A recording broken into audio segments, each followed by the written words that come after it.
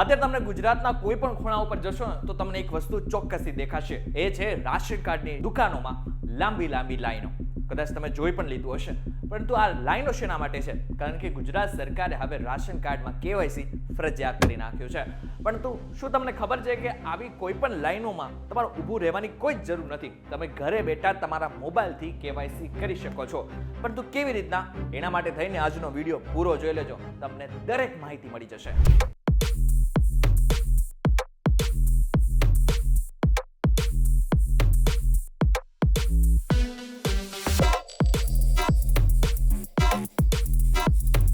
Welcome back focus VTVGujarati.com પર તમારું સ્વાગત છે અને હું છું કરણ ચડોત્રા. કોઈ પણ પ્રકારનો ટાઈમ પાસ કર્યા વગર સીધા ટોપિક ઉપર આવ્યો. સૌથી પહેલા તમારે માય રાશન અને આધાર ફેસ RD આ બંને એપ્લિકેશન તમારા મોબાઈલમાં ઇન્સ્ટોલ કરી નાખવાની છે. ઇન્સ્ટોલ કર્યા પછી તમારે માય રાશન એપ્લિકેશન ખોલવાની છે. એપ્લિકેશન ખોલ્યા પછી આ રીતે તમને ફ્રન્ટ પેજ દેખાશે. ત્યાં જો તમે પહેલી જ વાર આ એપનો ઉપયોગ કરી રહ્યા હો તો નવા વપરાશકર્તા પર ક્લિક કરો, જ્યાં તમારે પૂરું નામ અને તમારો મોબાઈલ નંબર નાખવાનો છે. એકવાર મોબાઈલ નંબર નાખી દીધા પછી મોબાઈલ નંબર ચકાસો પર ક્લિક કરવાનું છે. એ બાદ તમારા મોબાઈલમાં એક OTP આવશે. એ OTP તમારે અહીં નાખવાનું છે. OTP નખાઈ ગયા પછી તમારું રજીસ્ટ્રેશન થઈ ગયું છે. આ પછી તમારે ફરી એકવાર લોગિન કરવાનું રહેશે. જ્યાં જે નંબરનો ઉપયોગ કર્યો હતો ને એ જ નંબર ફરી એકવાર ઉપયોગ કરવાનો છે. નંબર નાખો અને ફરી એકવાર તમારા મોબાઈલમાં એક OTP આવશે. એ OTP નાખવાનો છે. OTP નાખ્યા પછી OTP ચકાસો ઉપર ક્લિક કરવાનું છે. એકવાર થઈ ગયા પછી તમારી સ્ક્રીન પર વિગતો બતાવો એવું દેખાશે. એના પર એકવાર ક્લિક કરવાનું છે. ત્યારબાદ તમે એપ્લિકેશનના ફ્રન્ટ પેજમાં આવી જશો. એમાં તમારી સામે ઘણા બધા ઓપ્શન દેખાતા હશે, જેમાંથી તમારે પ્રોફાઇલના ઓપ્શનમાં ક્લિક કરવાનું રહેશે. ત્યાં ક્લિક કરશો એટલે તમારું રાશન કાર્ડ લિંક કરો એ ઓપ્શન દેખાતો હશે.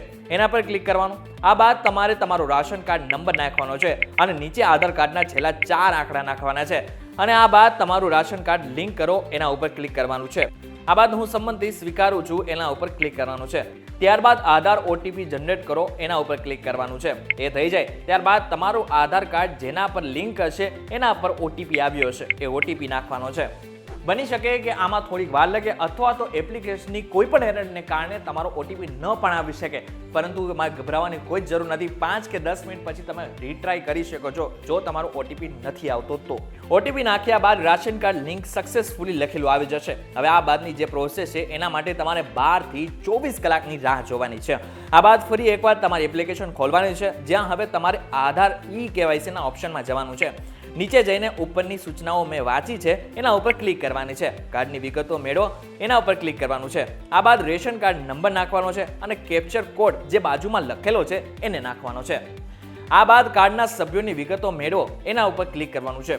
જે થયા બાદ તમારા આધાર કાર્ડમાં જેટલા પણ સભ્યો છે એના નામ તમને દેખાતા હશે, જેમાંથી આધાર KYC માટે સભ્ય પસંદ કરોના ઓપ્શનમાં જઈને જે વ્યક્તિનું KYC કરવાનું છે એને સિલેક્ટ કરવાનું છે.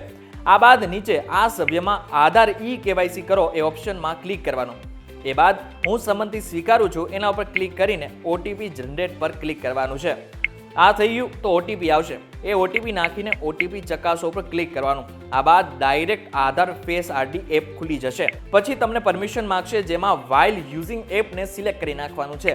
આ બાદ પ્રોસેસના ઓપ્શન ઉપર ક્લિક કરવાનું. જેવું ક્લિક કરશો કે સામે કેમેરો ખુલી જશે અને જે સભ્યનું KYC કરવાનું છે એને સામે ઊભો રાખી દેવાનો છે. સ્ક્રીન પર ગ્રીન રાઉન્ડ આવે ત્યારે આંખો પટપટાવવાની છે અને લગભગ 1 થી 2 વાર આમ આંખો પટપટાવવાની છે.